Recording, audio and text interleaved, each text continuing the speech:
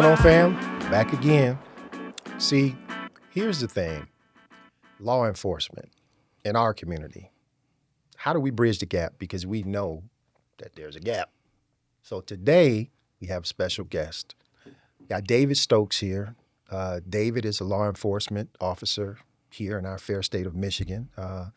Been a law enforcement officer for 30 years. 30 years. Wow. So Dave's got a lot of experience. Also, as usual, got Carl, got Brandon. So, Dave, we're going to jump right into it. You know, you've been law enforcement officer for 30 plus years. Thinking back, and I'm sure you get this question a lot, what made you get into law enforcement? You know, and I've known, we've known each other for decades. So I'm sure some of the things I say, you'll be like, yeah, that's you or that's not you. But I've always kind of liked the right and wrong of things, probably when it comes to law enforcement, that's about the best you can get. It's about, the law says this is what you're going to do. Probably didn't necessarily have to be law enforcement for me, but that's kind of where I went in because I originally was thinking, you know what, I'm going to go into the FBI, but then age and had to go through all these other different processes.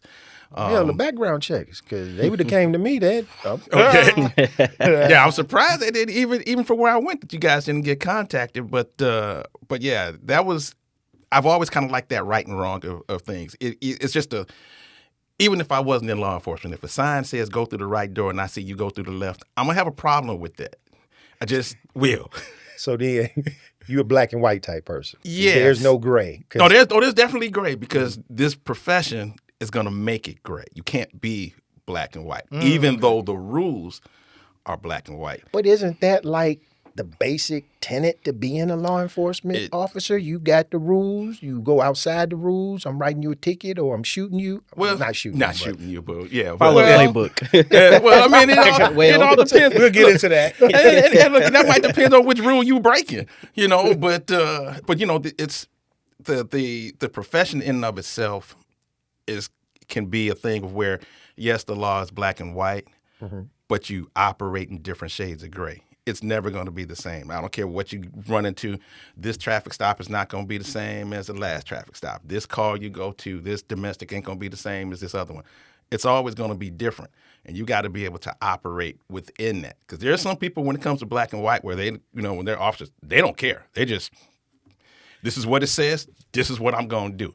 But that's not reasonable. But I think part of that is the issue that a lot of people have with law enforcement officers, because we always hear about the good ones.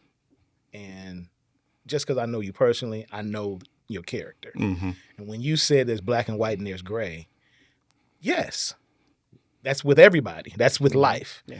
And I think that a lot of times citizens want to assume that that's what an officer is going to see. Here's, I know what's right and I know what's wrong, but there's some circumstances in between that need to be, there might be some mitigating issues that you would have to, as a human being, you would look at. The issue comes in when, nope, you did this wrong, go to jail. And I'm going to facilitate that. I mean, it's just, that's just the issue, I think, well, one of the issues that people have. So I think I have a question of, no, I'm gonna say that. You gotta hold it. He gonna hold on to it. It's coming late. He gonna wait till the last minute. I want to put some historical context to this because Dave, you black. Yes. So being in the minority, when we look at our community and the distrust that we seem to have with law enforcement officers, I think about certain things. For instance, of course, back in slavery, you had slave patrols, which was the white man looking for the runaway slaves. As time went on, those slave patrols evolved into local police. Mm-hmm. And then you go through, the brutality that our people have faced as we go through the Jim Crow era. They were enforcing the Jim Crow laws. Mm-hmm. Then you move into civil rights, and we've all seen the videos where we getting water hosed and beat, dogs, the whole nine. So I say to myself, how is it that we should have some type of trust, for, law enforcement officers, especially, when it comes to minorities, because I think nationwide, only 5% of law enforcement officers are black. 5%. Here in the state of Michigan, I believe it's close to 12%. And in your agency, Dave, do you know who the first black law enforcement officer was? Yep. Okay. Yep. Mr. Hall. Yep. Sure is. There you go. Jack Hall. Yep. 1967. Jesus. So It's not that. exactly. Oh, man. Yeah. You see where I'm going. It's not 1802. Right. Yep. So you get to the point where we have this distrust. I mean, for instance, when George Floyd killed, we all know it tanked then. And currently, I think black folks, I'm looking here at some numbers, Gallup says 56% of our community trusts law enforcement. I don't know who they was asking. 56%? That's high as hell. That's high. Very high. But okay. So Interesting. for me, I look at the dichotomy of it. And Dave, as Carl mentioned, we know your character. So how do you, stack that up? What you saw as a kid growing up, you said you wanted to be in law enforcement, you're in law enforcement, but now you see the things that we're going through, in terms of the police killings and the brutality and things of that nature. So how do you continue to do your job to the best of your ability, knowing that? It's difficult because you do kind of see it in two different lights, because I'm kind of in the middle, because I see a lot of what we see, and let's just say in the media, is a snippet of what something happens. You see the aftermath. You see the last 30 pieces. Okay, well, you see the last 2 minutes. Oh, that's terrible. Well, you do know there was 34 minutes before that, before you even got to this instance. And then being in these instances where you get to a point where you take a particular action and this looks horrible, there's just no way around that. But when you aren't around for the first 34, 40 minutes, I've asked you to do something 757 times. And you just refuse to do it. Okay, at some point, something has to happen. And when does that always pop up? When somebody sees it, is when something has to happen. Like you were alluded to, growing up, I didn't have any problems with the police. At least we even had a couple of people lived on the street. We had a couple of people lived on the street that were officers. And actually, I think one of them still does live around, and I think there was one who lived around a block from us. I think he was around there. I think so seeing police officers and seeing cars, that wasn't nothing, no big deal to me. Remember, we used to have the blue pigs come in, and every day would come in and do their little band. Remember the blue pigs? I was going to bring that up. Yeah, we used to have those shout out guys. to used to- Family that Blue Pigs was a group of officers that were a singing group, and as we were coming up in school, they used to go around to the schools and say, and that I think about I had community. a cousin who was in the Blue Pig. Shout out. That'll be our next guest. That was community policing, because I think that gave us a sense of, hey, they not bad, because they used to come, they talked to us the whole nine. But remember, that came out of the riots. Yes, the That 67 riots. That came out of the 67 riots when trust for police was at an all-time low. And there had to be some community involvement that was spurred on by the first black mayor in Detroit's history as well, Sean Coleman Young. But, I'm sorry. Go ahead. No, I was just going to say, I want to go back and make a correction. The current state that we have here in our state of Michigan, 5% of our law enforcement officials are. I said it was 5% nationwide. Nationwide is 12%. So I just want to throw that out there, so people ain't saying he don't know what he's talking about. Check But But but even with that number, there's also mitigating things to that number as well. I mean, everybody will say, we want the word term is usually qualified black applicants is usually what you get. Well, that's not just the police department. If it's the four of us and we all deemed to be qualified, not only do your locals want them, your state want them, your county want them, the feds want them. So I could go to your local and start off at, I don't know, $70,000. Or I could just go to the feds and start off at 120. Which one are you going to? Well, it's funny because I just saw an article. I think it was a state trooper class last year, maybe 2023, and they had 3 black troopers in the graduating class, but 25 actually applied. So of the 25 blacks that applied, only 3 made it through to graduation. So Dave, to your point, qualification does play a part. I think for me though, I have to wonder, what are the law enforcement agencies doing when it comes to diversity? Do you guys have a DEI policy? Yeah, I know that's something, the DEI policy, and obviously that all goes to every agency is going to be a little bit different in how that works. But when it comes, what you want to do is when you're talking about qualified people, they need to be qualified regardless of what the color of the skin is. I mean, because I have no idea when I get in the car, so to speak. It's different now because I've been there so long. But you're in the car with me. I need you to be proficient at your job. I don't care the color of your skin. Some of my best partners had a different color skin as I do. Some of my worst partners had the same skin. I have one partner where my man couldn't stay awake for nothing. Oh boy. I mean, it's You out like in the streets and he falling and asleep. he falling asleep, and I mean, Nap it's like time. there's things that I can't do because I got to. Hey, you up, and I'm. It's not like it's midnight. I mean, it ain't 2 a.m. It's 2 p.m. But so when it gets to stuff like that, I don't care about that stuff. Now, when it gets down to the whole idea, the idea when we start talking about statistics and all these things, yes, those kind of make sense on some level, and other ones they don't. Because I promise you, if you need help, you don't care who's showing up, unless you're getting one of these guys to go, oh no, not him. He's gonna rile up this situation, or this person's not gonna do anything. It's one or the other, or this is the person you want. So I'm just saying, you have that whole gamut of everybody like that. So go ahead, because No, go ahead, Carl, because I know it's hot on you. So Because Yeah. Take it. No, because Dad kind of I'll opened the come door. back. That's why I wanted He to was go waiting. before. He been waiting. That He was holding cooking. it. So we talk about qualified law enforcement officers. What responsibility do the qualified, bona fide law enforcement officers have to vet their dastardly, non-qualified co-workers? Well, most of that happens long before they show up in an academy. I mean, there's times where you might be able to see someone, you go, you know what? I don't think that they will do well in an academy. But the qualifications say you have to have this, and this. Do they have that? Yes. Is there anything that disqualifies them from continuing? No. I can't use my spidey sense and go, But once they make it through, and like you said, with your partner that was falling asleep, is there anything that you can do in regards to that? well, Because then again, if you tell, oh, Stokes a snitch, now what? see, and that there we go. See?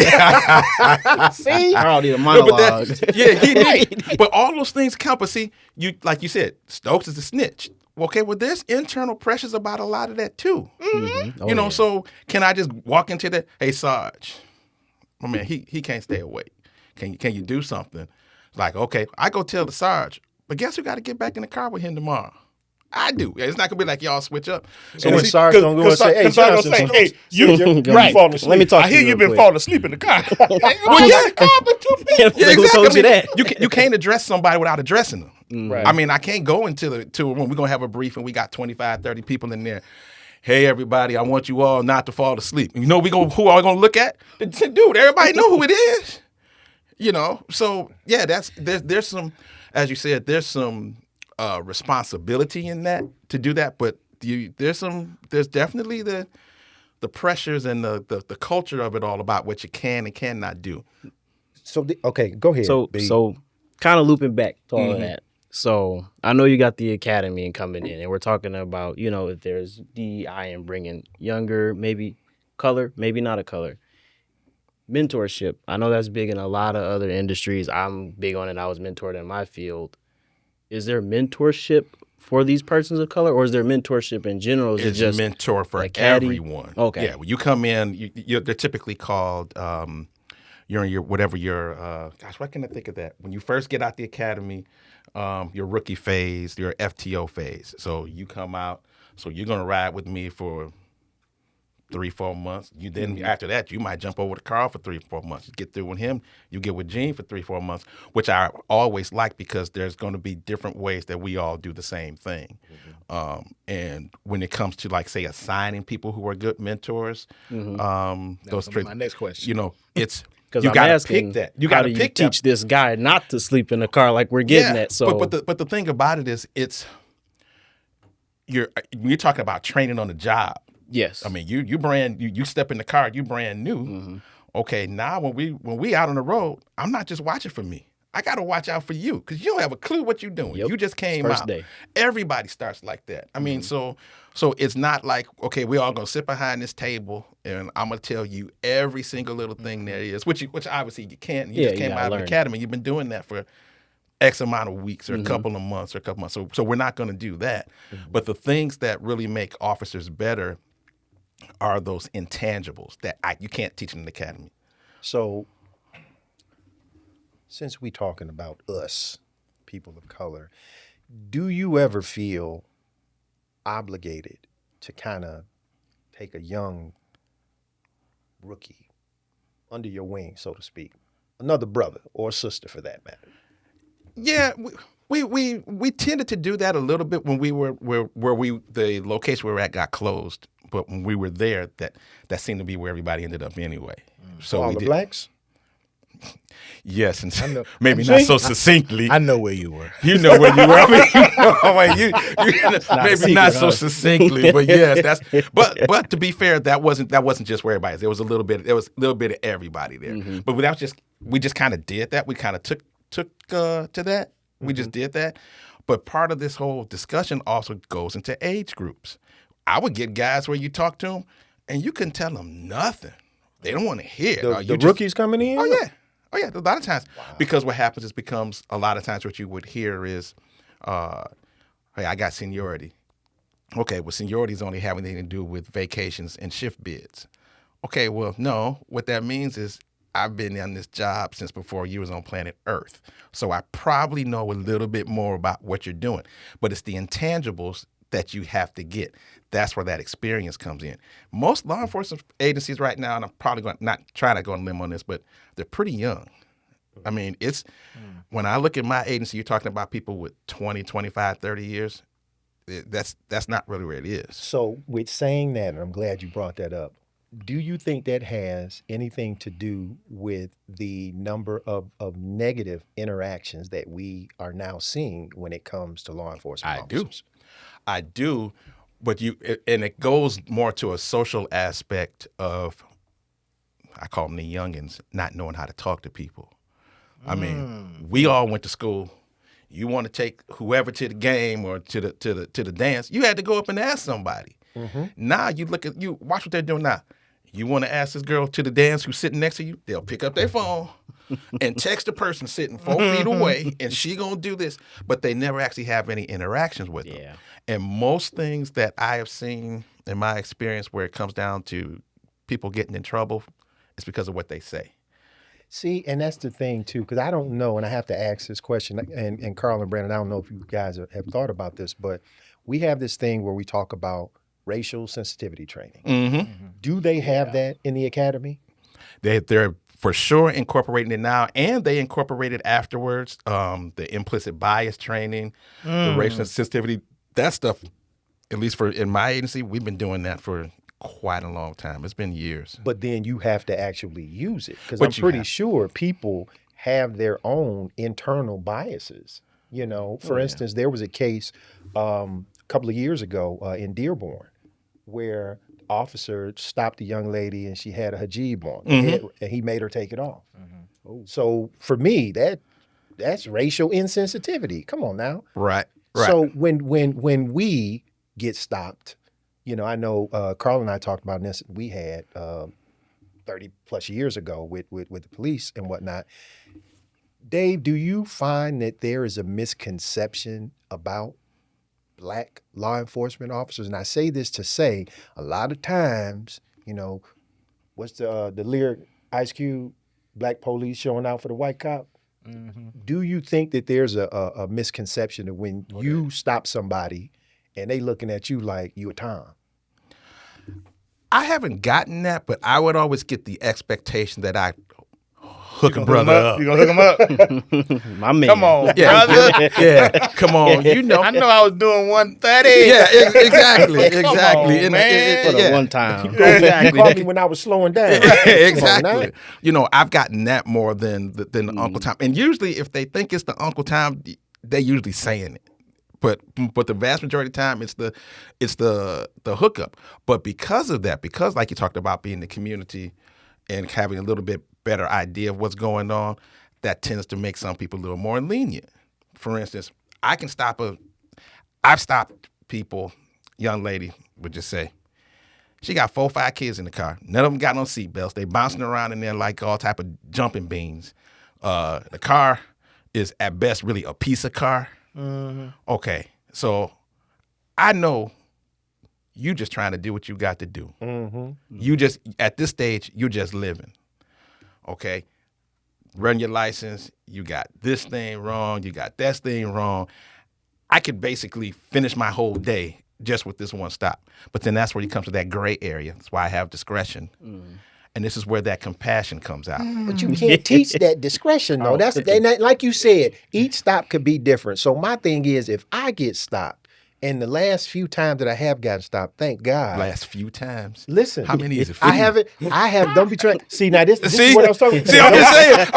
He's like, don't be trying to run my record. On the time 37, or 37 or 38. I'm going to say this. Because I have my veteran tags, I've been able to, okay. Yeah. Get a pass, Thank so you for to your speak. service. Yeah. My man.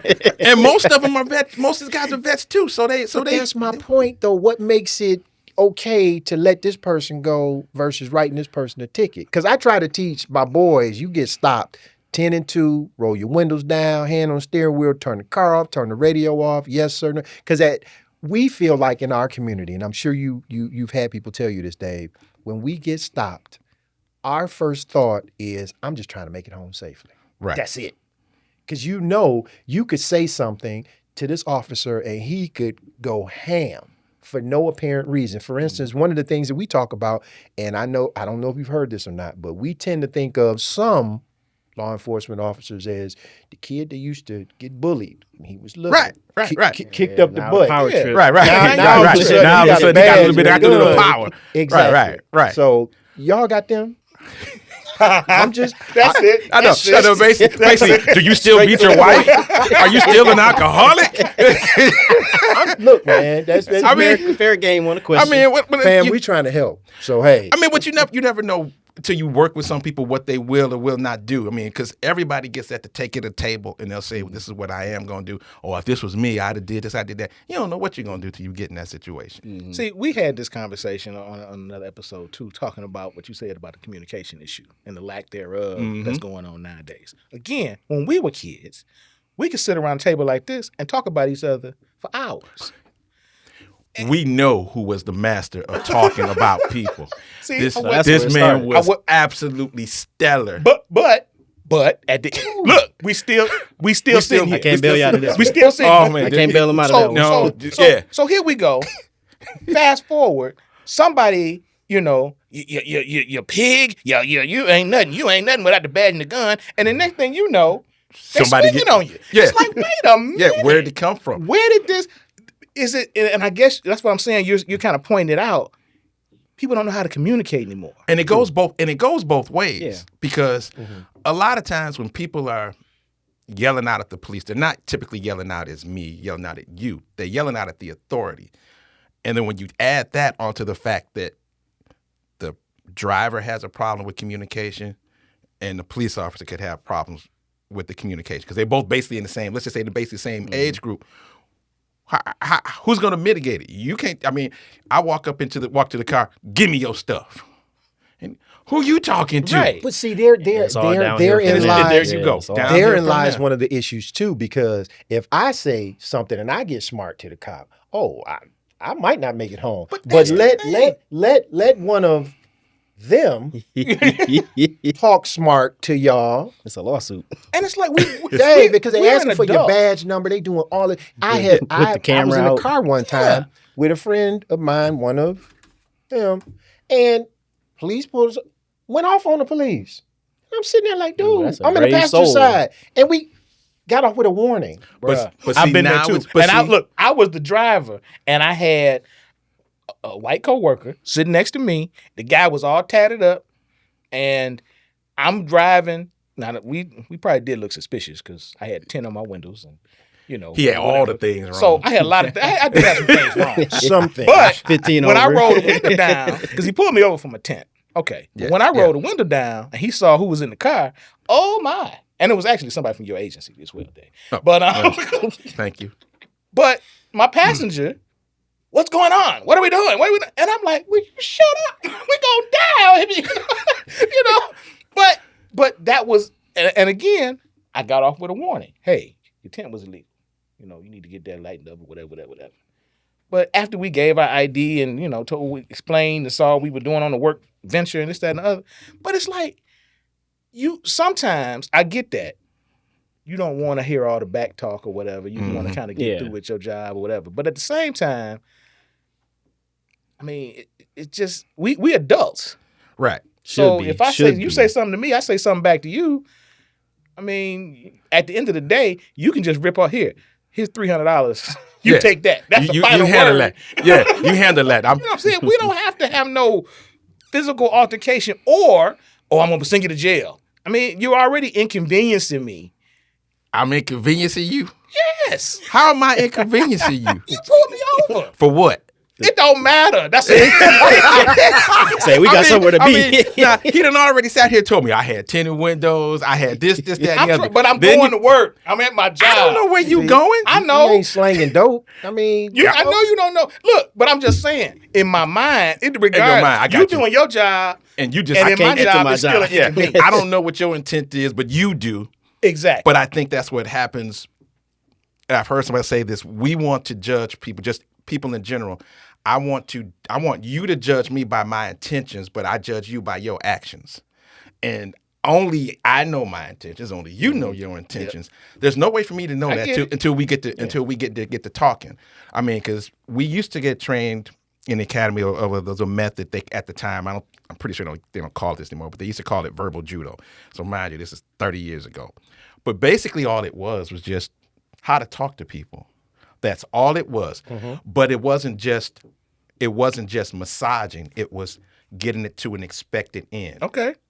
Either through our conversation, we're going to start at a point of compliance, and then we'll just walk this through like a normal whatever, or it's going to we're going to start with compliance, and then all of a sudden at some point you decide, forget you, I ain't doing it.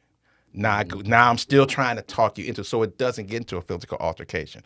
Because actually, Gene, you brought up something here, piqued my interest. You said, about sometimes getting warnings. What I see happens to law enforcement a lot now is that they've gone all the way to the opposite end of the spectrum. There are things that they probably should be doing, but they don't, because the particular culture or climate now, you either gonna get some type of complaint, or if it escalates into something else, there's absolutely, you have a pretty good chance that depending on actions that I might legally do, I'm the one getting charged. Why am I getting charged, so to speak?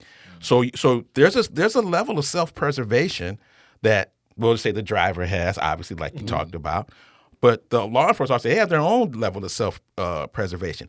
Those things, when guys get hemmed up on stuff like that, let's just say whatever you accused me of was completely false. Let's just say nothing happens. I'm still stuck in that limbo trying to figure out what's going to happen for months. And all you did was make an allegation. So then to that point, though, one of the big things now they're talking about on the political side is giving law enforcement officers absolute immunity. So The qualified immunity. Yeah. Excuse me. So do you agree with that? Because you already have that to some extent. What the biggest thing I heard is trying to get rid of that, which basically means that if you're going to sue, then maybe your department doesn't cover you. If I get sued for $800,000, that's coming out of my bank account, not the agency. I don't know if I like that so much from a blanket standpoint. I think there are actions that you could take as a law enforcement where no, you just out of pocket. You just out there. You get whatever you got coming to you. But then what about stuff like, because you guys have to have certification, right? Right. Okay, so you see stories where an officer has done something in a particular agency, gotten fired, but then he'll go to the next town and get hired in. So Because he has the qualification. Because he has the qualification, has the certification. Now, Just like with the priests that were touching the little boys. You we know, just moved them around moved from them to another spot to church. spot. Hey, man, I'm with you. So jumping back to where you were with the verbal judo, right? Mhm. I know it might be a different thing Yeah, now, right, but while we were just talking about the car situation, and there's a big stigma around that with this judo you guys have to do. If you pull over me, I might not give you as a hard time, but we all see the stuff online. You got the Karen that's gonna ring you down to nail and tooth, Right. just to fight. I don't know. She was going 2 over. Right. I want my lawyer. I'm about to call my mom. All this. Meanwhile, I'm like, oh my God, don't shoot me. On your perspective, what are you doing personally, or what are your agencies, enforcement people doing to kind of break that stigma? Or can you even break that stigma, or are we just stuck in that loop? You really can't. And right now, like I said, I've been in this game for 3 decades. The pendulum for law enforcement swings back and forth. We were at the Rodney King. Oh, we hate you. Oh, 9/11. Oh, we hate, 9/11 happens. Oh, we love you. Oh, Malice Green. Oh, we hate you. Oh, Boston Massacre, Boston Marathon. Oh, we love you. Oh, now we got Rodney King. Oh, not Rodney King, George Floyd. Now it does this. About the only thing you can really do is treat everybody with respect and some type of decorum. Act like just act like you got some sense. But you're gonna have some people, they just gonna pop out and just, what you stop me for? Is your plate good? I know my plate's bad. So I'm on the way. I'm on my way to go. Okay, You are inconveniencing. yeah. Okay, so your plate bad. Get yes. to work. Yes, I know. Yeah, I know my plate's bad, but you don't have anything else to do. Yeah, I'm talking to you. That's what I have to do right now. Is to talk to you. There's a I don't say it's a give and take, but the same things that you as the motoring public would say want, the same things I want as an individual. Gotcha. And I think there's a thought process that law enforcement is this over the top thing where all I want to do is take from you. No, that's not the case. I have the things that I say. I want to go home. I don't want to stop and somebody roll down their tinted window, and the only thing I got is a 9mm pointing at me. But I don't know that until somebody rolls down his illegally tinted windows. Yeah, it might be AR-15. I mean, so you have no, and I've stop it. He like so. Well, just, See, you shouldn't have stopped I'm just saying. I did not have any weapons in the car. Just so y'all know. I'm just saying, but he didn't know. He doesn't But know. aside He was from me, down when he got there. but aside from me, nobody else in this room, I'm assuming, has walked up on a car with tinted windows that for somebody you don't know, that you just happen to stop them for whatever reason. I'm not doing that. So that means, Brandon, we can't say Dave because I'm pretty sure you've never been stopped. But anyway, Okay. I've been stopped. I've I've been stopped before and after. I know he drives fast, so let's. Oh, okay. I've been stopped before and after, but I think this was obviously way before I got 2 tickets way before I got on the job, and almost kept me out because of those tickets. so Brandon, have you had a negative experience with law enforcement officers? No, thank God, no. But I did have the fair case of I'm gonna follow you for a couple miles, and luckily that's the worst I've had. That's that rolling verbal warning. It's that But- I'm gonna let you know that what you're doing is out of pocket, but I'm not gonna stop you, but I'll just be behind you for a little bit. Or, more importantly, most of the time, I ain't thinking nothing about you. I got someplace else to go. You just got a guilty conscience. Well, yeah, but if it's for some miles, Look, maybe it's a coincidence. if we both going It down ain't no Detroit, coincidence, man. we both going the same direction. Maybe it See, might be a coincidence, we but about to go you somewhere, following that so- black See, man in a see, I'd have got- certain foreign car for a couple miles, you like, a lot of times we just driving just like you driving. I got to hope go so. the same I'ma direction. hope so. We're going the same direction. I'ma I got hope to so. go. But one of the problems that we have too, Dave, is the stereotyping that happens. Mm-hmm. And I know for me, I don't necessarily, when I'm out and about, if somebody following me in the store and they, a white person or a cop or whatever, it doesn't bother me if I know I'm not doing anything wrong, but that's just it. too many of us get stereotyped. Mhm. And if to Brandon's point, if you driving and a cop behind you, you get nervous, you might slip up and, Right. waver right. over the line or whatever. Right, Now all of a now you're sudden, drunk. whoop, yeah, now Yeah, you need yeah. to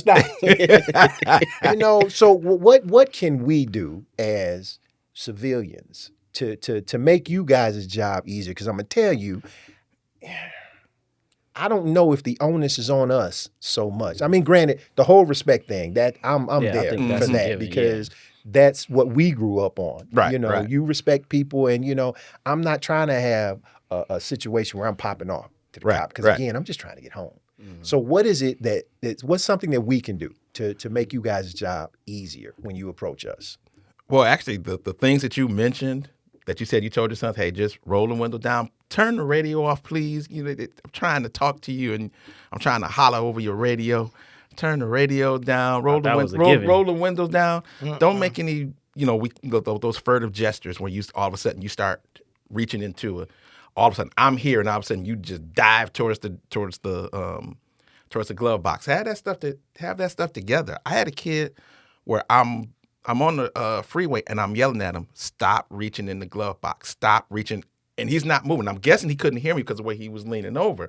So then when he turns over and he looks at me, and he's so I was, just in case there was any, he looked, and the kid started crying. I was like, what are you doing? I kept yelling at you, stop. Mind you, this is 20-some years ago. I kept saying, what are you doing? I've been yelling at you. Don't do that. Don't do that. So I don't know whether you can't hear me or whether this is a thing of complying where you just decide, I'm just not going to do that. Because the two things that I see, which are a huge help, is the compliance. If, like you said, Carl, you go and do your thing. You stop me. It's irritating. I'm just trying to go do what I got to do. Okay. But if all I'm asking you for is what you are legally required to give me, is your license, your registration, proof of insurance, just do that. Assuming you have that. If we're going to go through let me have your license. What's your name? Who, me? Well, it's just me and you talking. I know who I am. So if we're going to go through that, then that's a different thing. But it's the compliance. Just, if you ask for something, just give it. What's the hard thing about it? Because you're supposed to do that in the first place. I get. No. It's not that. It's not that. No, I'm fully. And I guess again, maybe I'm an older cat. And that's the other thing. We're from a different generation. Because and I have friends, I have family that were in law enforcement. So the ones that I have attitudes like you. This is the job I've taken on. This is what I want to do with my life. I'm a cool person. You cool with me, I'm cool with you. I want to go home at the end of the day, just like you do. When I'm pulled over, when I'm stopped, I have that in mind. I want to make sure that they're safe. Feel safe. I'm not gonna be yelling. I'm not gonna be, except for one incident I had. I did yell at. Come on, this story start off with the, oh, wait a minute, except for this No, one I time. did have one incident, and I was in the wrong in this one. Carl's human, y'all. I had to apologize. Yes, that's okay. Having a bad day. Because I didn't know why he pulled me over. It turns out I didn't have my lights on, but but I started out yelling. Oh, it's dark out here. Had nothing to do with the 3, 4, 5 drinks. And I was not drinking and driving. Was the windows tinted? Yeah, windows were not tinted. Oh, This okay. I was driving a Pacifica, so that wasn't even cool. Yeah, with that's I don't know how you ain't getting no cool points Right, I for wasn't putting getting that on cool. there. That was a But I get that. I want everybody to feel safe. I get that. I don't want to make any sudden movements because I understand that. I think that, and obviously my friends and of course my family, these are black folks, and I think that I don't know if there's a different perspective from us because of. And I know, like you said, we didn't have like negative perceptions of the cops, so to speak. Yeah, when we were necessarily. growing up. Right. It was right. always a cautious perspective, but it was never like, oh, I hate cops. It was like, oh, There they are. there they are. There they are. I think that when those rogue, black police showing up for the white cops, I think that they're hopefully few and far between. So I say all that to say, if we had more diversified officers, black officers, if it's Hispanic officers in those heavily populated areas, would policing be better or be viewed better by the public? Because if you pull me over and I say, hey man, why you pull me over? I'm not yelling at you in an aggressive way. Mm-hmm. That's just a cultural That's just the thing. cultural. That's And just you can cultural. come back and say, you know why I pulled You know you what over. you stopped. You know what I stopped you we're from. having but Right. the volume may be elevated, Right. but we have that same cultural awareness Right. of Yes, this is understand. what's going on. No, that's a good point.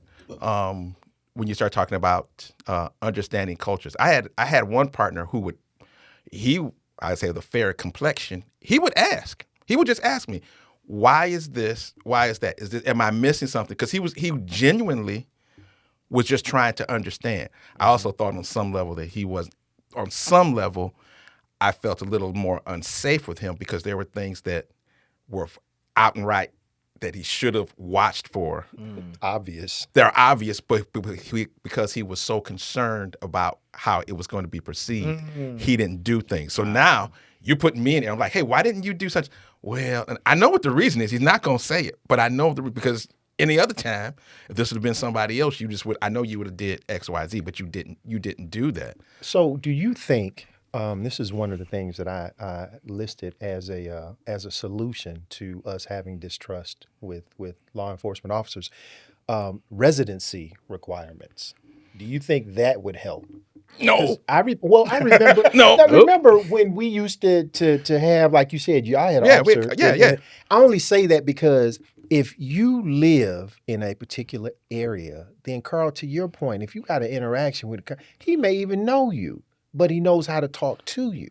Yeah. Because one of my pet peeves is, you stop me, you don't have to come at me with a nasty attitude. I agree. Mm-hmm. I agree. One time 100%. I got stopped by police officer and he saw my plates, my veteran tags. He comes up, so you're in the military? Yeah. Oh, he want to be a smart ass. Well, what was your MOS? My job, 74 Charlie. Well, where were you at? Where were you stationed at? So I went through all these points. You asked me 5, 6, 7, 8, 9, 10 questions. Okay, once you figured out I know what the hell I'm talking about, okay, well, you go ahead and have a good day. Yeah, but I guarantee you he stopped somebody who doesn't know that information. But my point is, you see the tag, so why even go that route? How you know they're not stolen? I'm saying when he asked me the question and I told him, Yeah. that first question shouldn't have led to a second question, shouldn't have led to a third What question. I'm getting at is his questioning, I'm guessing, is so that you are who you say you are. Well, he running Right. his ID. Yeah, but don't tell me if you're a veteran or not. The Maybe you ain't tag supposed on- Okay. The tag on the My on the license plate. says veteran. You know how many That don't people? come Yeah, I up. was like, somebody could snatch a plate See? in 20 seconds. Yeah, I'd have my license plate stolen. I'd have my tag stolen off my car. I've never had mine stolen. Oh, see, but that's a good point.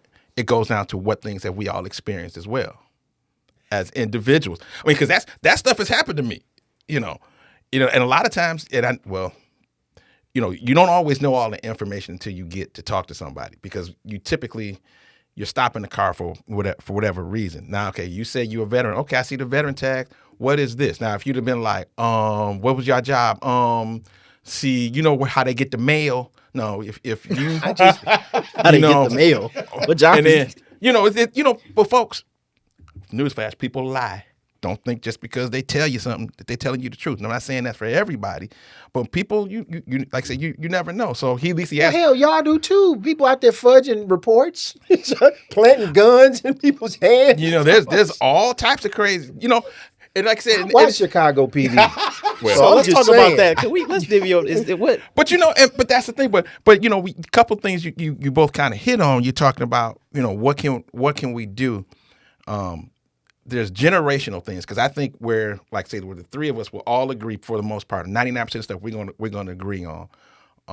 But we're all cut from the same generation.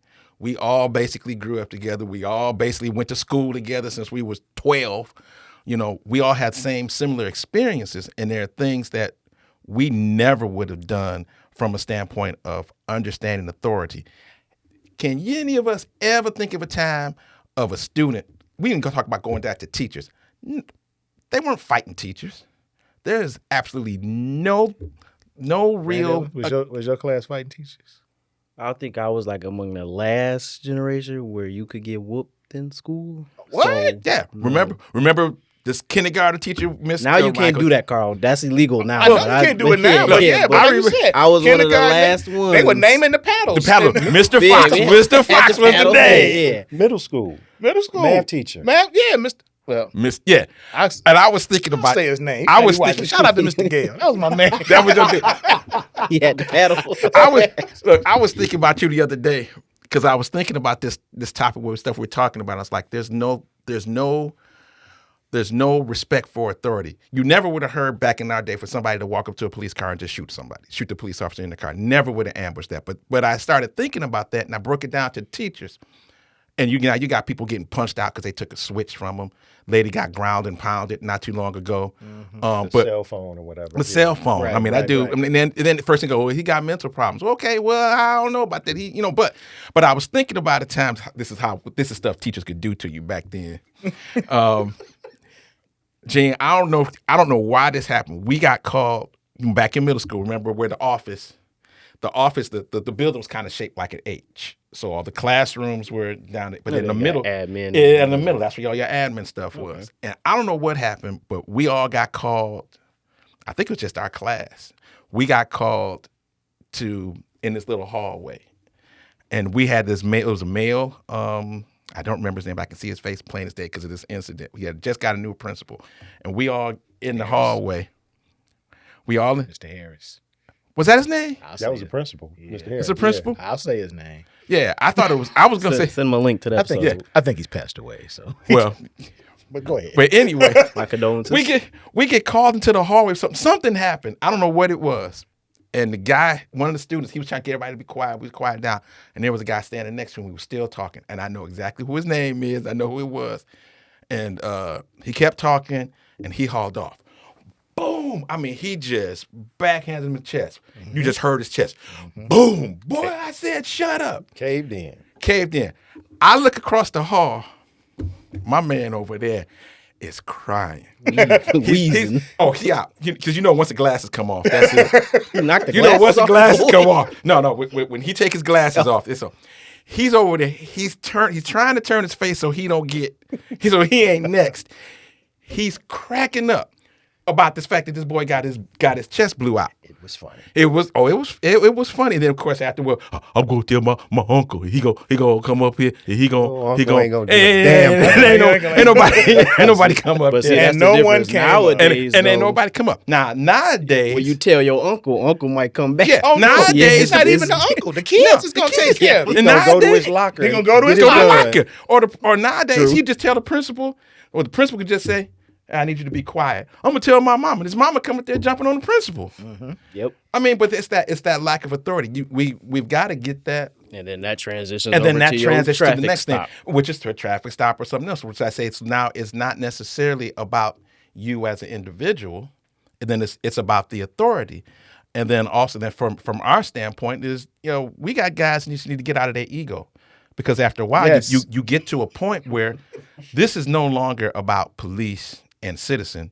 This is mano y mano. Yes. This is it's not. It really isn't about the fact that I asked you to do something. I told you to do something. It's just no. This is just me and you now. So now it's about ego. You're not gonna tell me what to do. Oh, well, you're not gonna tell me what to do. Okay. Yeah. Now you get to this point where where do you go from there? Because to what you just said earlier, you have guys, they come to a traffic stop and they already on 10. If you're on 10, where you gonna go? Mm-hmm. You have no place to go from 10, and it's real hard to reel back. If I start off on 9, well, he got to come up to 9 just to meet my energy. Yep. So let me ask you this, Dave. In bringing up that point, with the political climate that we have now, we have this person on the Republican side that's running that has these people in just an uproar. So if you, or I don't know if you have, to make a stop for somebody that's a ardent Trump supporter with the flags on, Mm-hmm. and The they got red an hat. attitude when you come to that window and they say something to the effect of, boy, what you stopped me for. Mm. Then what? Because I would have to think, even though, I know you guys have an incredibly stressful job. Because, I don't know, there's a switch. I know you got to switch. Oh, it So takes a when while. you get home, you got to turn that switch off. Otherwise, you kicking the cat, beating your wife, the whole nine. It takes a while for him. It don't take a while for everybody. Right. That's the problem. That's the Yeah. But see, and that's what I'm saying. Though. So how do you reconcile all of that with the political climate that we have now? Because someday you might be having a bad day. And that's the point too. Like I said, we people like everybody else. Let's say I stop Brandon at 8:00 and he giving me the business. I wouldn't do that. I don't Yeah, think Brandon you would. wouldn't do You wouldn't do that. But I finally, okay, I'm done with you. Just gone. Here's your ticket for whatever. Well, he gone about his day. I'm gonna stop somebody next. And if I happen to stop him 10 minutes later, I might still be pretty hyped up from this. Because again, I'm people just like everybody else. He might still be might be hyped up, but he's going about his way. I'm going to stop the next interaction. And, a lot of times if folks, you happen to come at me wrong just a little bit, I've never really come down from 10 from dealing with him. Yeah. Maybe I come down to 7, but then if you start just a little bit. Then you got another 10. Yeah, now I'm back up to another 10. Because like I said, we people like everybody else. You got things here, people have stuff going on at the house. They're trying to mitigate all these different things. Like you said, it's a switch. At some point, one thing I've been able to do, and I always kind of prided myself on, is the ability to have a clear line of demarcation between work and home. That's a big one. And my wife was 31 years a couple of days ago. Awesome. Oh yeah. That's right. Yeah, 31. Yeah, well, you're not too far behind. Yeah, I know. You say it like that. Yeah. Hey, it's a good thing, man. It's a good thing. Yeah. But she's always been extremely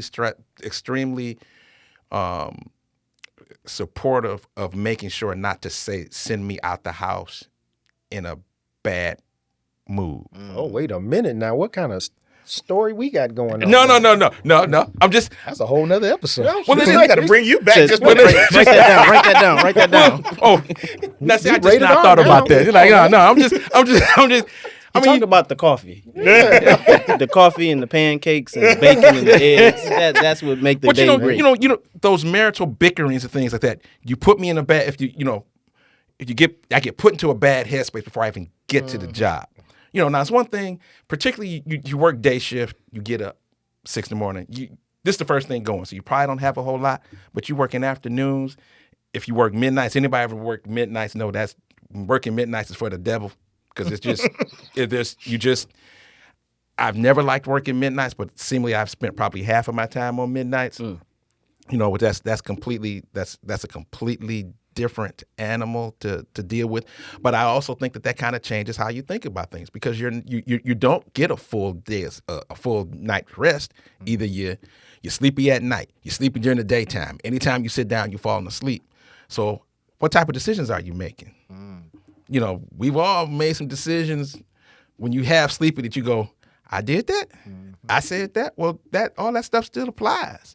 We're people just like everybody else, and we have those same trappings and things that other people run So into. then with you guys having such a stressful job, what type of mental health services does your agency offer to combat you not going over the edge? Our agency has had, from the time I've been in, at least, so I'm assuming it started before that, they've always had some type of behavioral science unit where you can walk in anytime, and obviously it's just like any other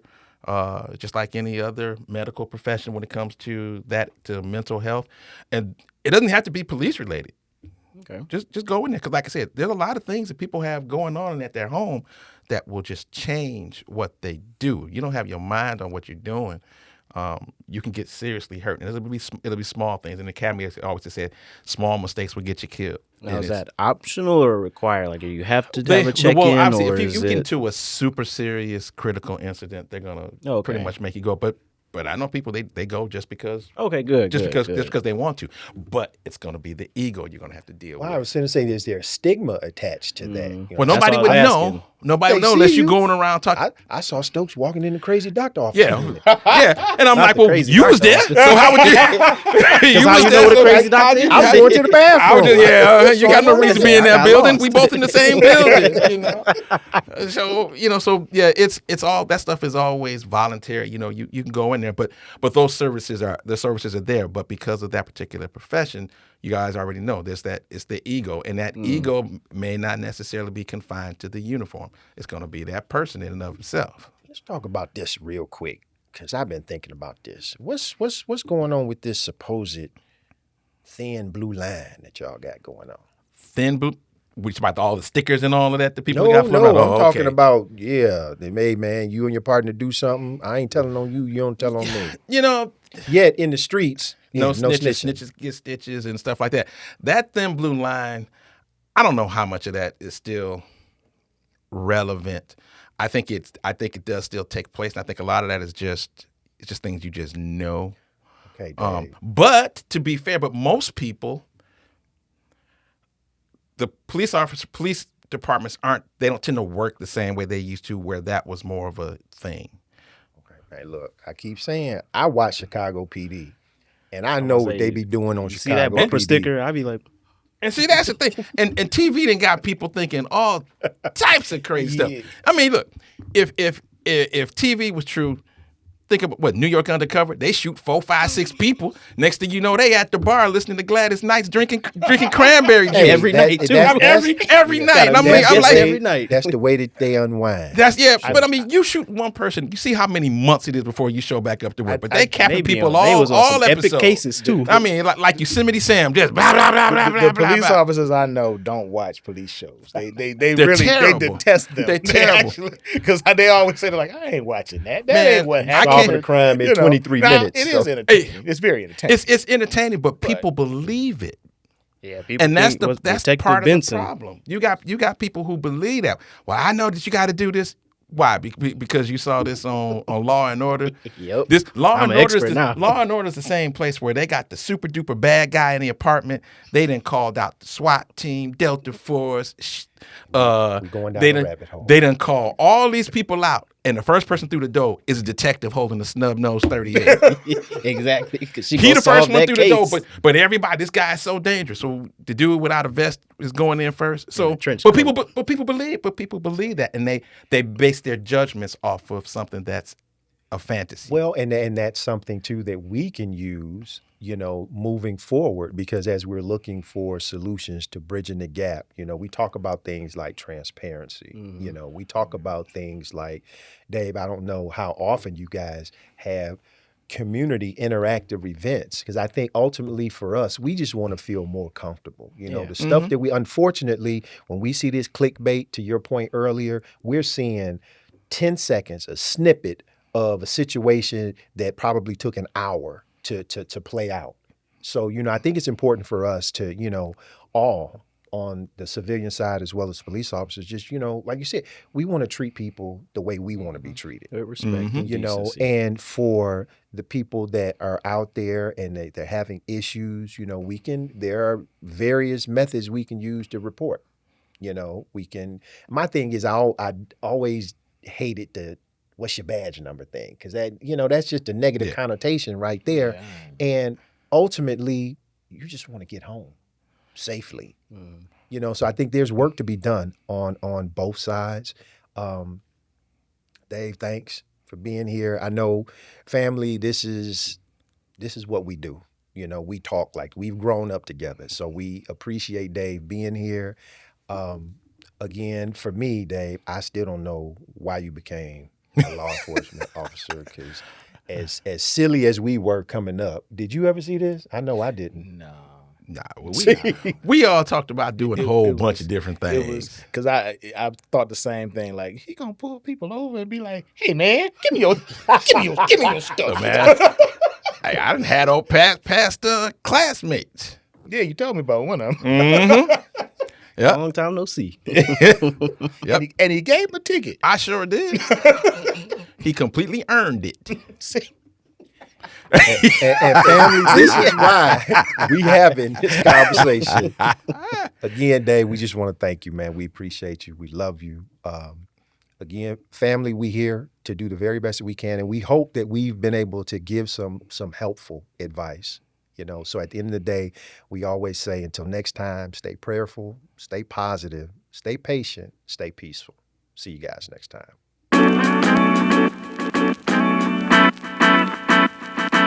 there